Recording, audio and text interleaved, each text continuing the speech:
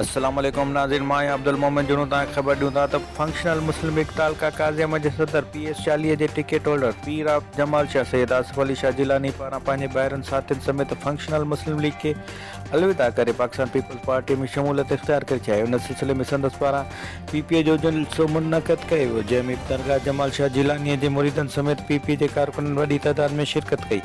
जलसे में सैयद आसिफ अली शाह जिलानी ख़िताब कंदे चयो त जंहिं बि पार्टीअ में रहियो आहे उन उतां अवाम जी भरपूर ख़िदमत कई आहे ऐं असां अवामी माण्हू आहियूं। हुन चयो त आसिफ अली ज़रदारी फलियाल टालपुर जी बेलूस अवामी ख़िदमत ऐं PPA MP हाजी अली हसन ज़रदारी खां मुतासिर थी पीपल्स पार्टी में शामिल थी रहियो आहियां। हुन चयो त PPA में रही काज़ी अमन समेत तर जी ख़िदमत जारी रहंदी।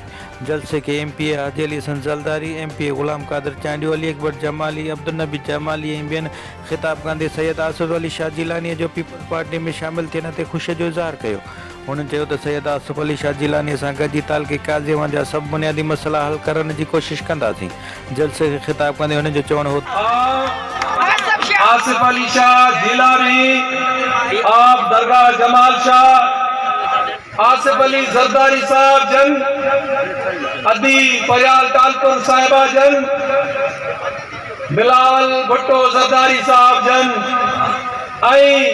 अली हसन जरदारी साहब जन ते एतमाद कंदे पाकिस्तान पीपल्स पार्टी में शामिल थियण जो ऐलान थो करियां।